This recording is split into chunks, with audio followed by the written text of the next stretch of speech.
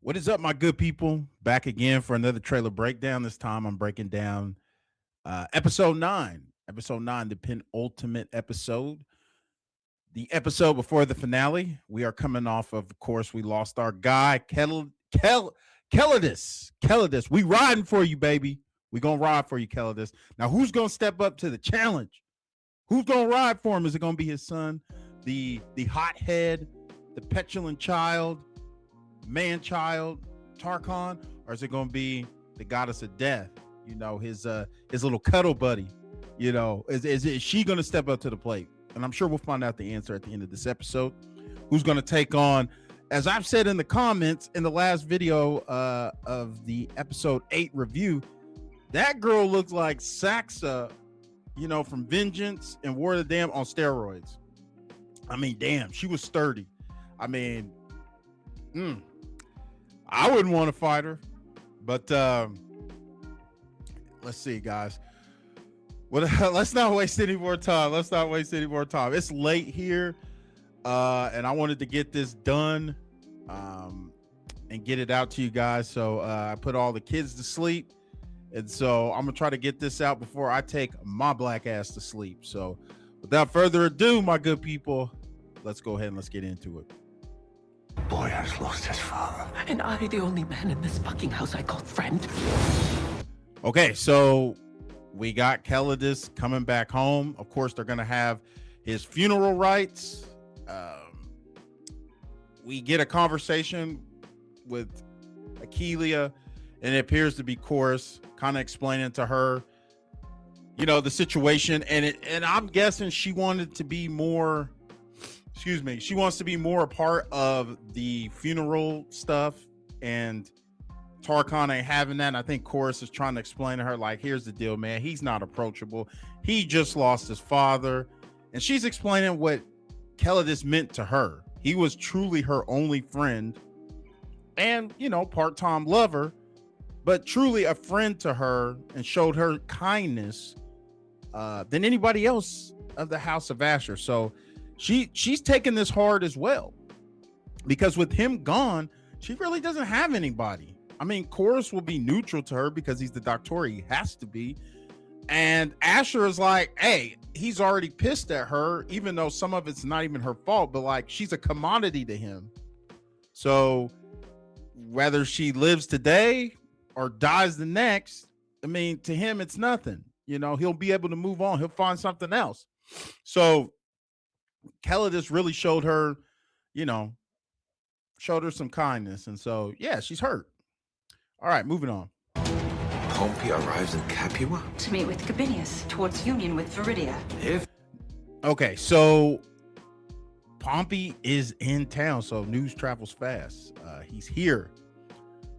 All right, so let's go back. I wonder if this is the same Pompey from War of the Dam. I have to look it up. But I wonder if this is the same guy. I mean, he kind of looks like him. His hair is just different, but probably not. Excuse me. If I had to guess, probably not. It's probably not the same guy, but he does favor him, but he's he's a lot older than I thought, last I remember, but poor Viridia. Yeah. If union moves forward, Crassus shall withdraw patronage. God damn, man, this guy can't catch a break. He cannot catch a break.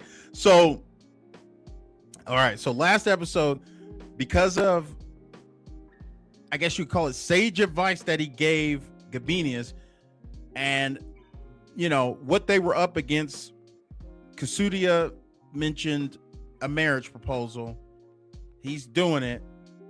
Now Ashur has to disrupt that to keep his patronage. I mean, this guy, he can't catch a break. But I guess you could say this is a break if he plays it right, because he can dissolve this marriage, and he may still have, a tiny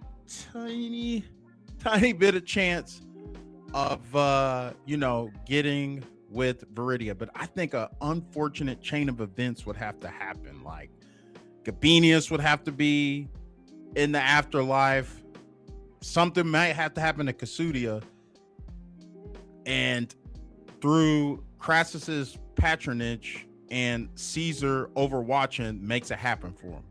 Because outside of that, I don't know if these two could be together. And just like I said in my previous review, star-crossed lovers, they never end up together. They never end up together. So, all right, moving on.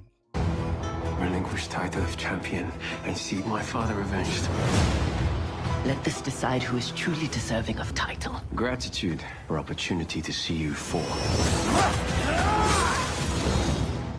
Okay, so we end the trailer with, I guess they're going to have a contest to see who is truly the champion, thus meaning who's going to be the one who's going to ride for Kelladis. And they're using real steel. I mean, they're using lethal weapons. There's no wooden training sticks. They're using real steel. Do I think that somebody's going to die? No. I could definitely see, her besting him and giving him a pass, like sparing his life, allowing him to live.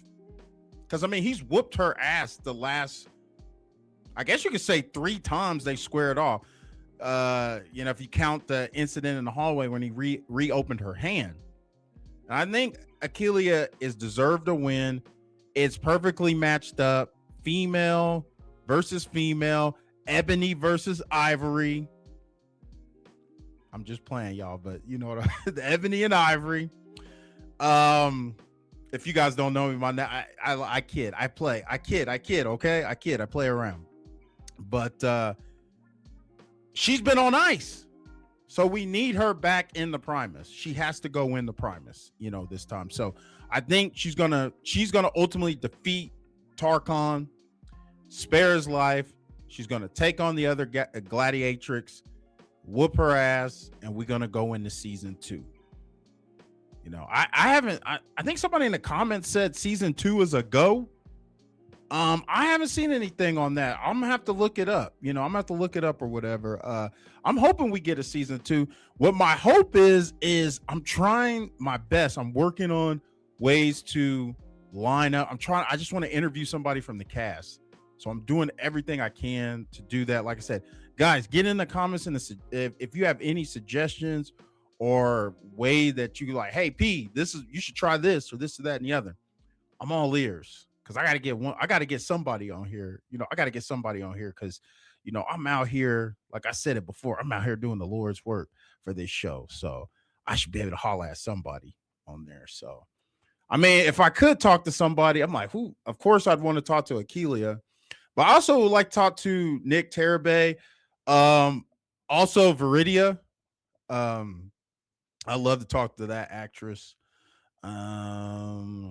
Kelladis's actor, of course, I definitely love to holler at him and talk to him. And even people from the previous series, like Liam. I just saw Liam McIntyre on TV, so the Bringer of Rain. I'd definitely like to speak with him as well. So, but yeah, hopefully, my videos get out there, and thanks to you guys working with me and supporting me. And I say this with the biggest of hearts, man. Some of you guys' comments, man, it's so humbling, man. You guys just don't know, man. You guys really motivate me to make these videos, because like I said, I work a full-time job, 6 kids, married. Actually, my oldest daughter is about to get married in a couple months in April. So I'm really busy. And so you guys keep me going, though, like, to make videos, because it's hard. Because like, you'll put a video out. I don't want to go too far off topic, but I'm just gonna talk about this. I'll wrap it up. I'll get out of here. But we friends, we family. So, but no, you make a video sometimes, and that shit just doesn't hit. And like I said, I'm a one-man shop. I do the editing and everything, and it takes. I'm not the best. I'm self-taught, and so it just kills you. It kills your morale. Like, to do it, you're like, fuck, man, and it just turns into an exercise of futility. But you guys, probably the guy, the guys that have come on in the last 6 weeks, you guys have definitely helped re-energize me and for me to really get in this and really plunge my hands in here and do it the right way. So, but one thing I will say is I ran out of time last weekend because I was gonna do Dunk and Egg episode 1. Like I'm doing that series. I just didn't have time to do episode 1. I had to stay late for work, so and by the time I had time to do it, it had been 3 or 4 days past, and I was just like, I'll get ready for episode 2. So look out for that one. I have some other videos I'm working on. I'm working on a Vikings video from the show Vikings. Um, I'll put that out there here, in a few days or so. Still working on that and just other stuff. So, but yeah, guys, that's this trailer. It's really short. Didn't give us really a whole lot, which I like. It gave us enough. But like I said, a lot of political things are going on in the background with Ashur being pressed by Caesar to stop this whole thing with Pompey and Viridia, which, I mean, he's definitely going to be on board with that.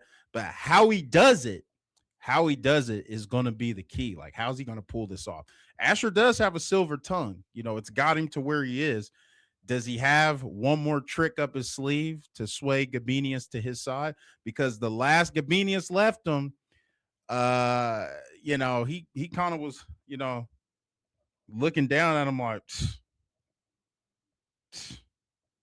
that fucking Syrian.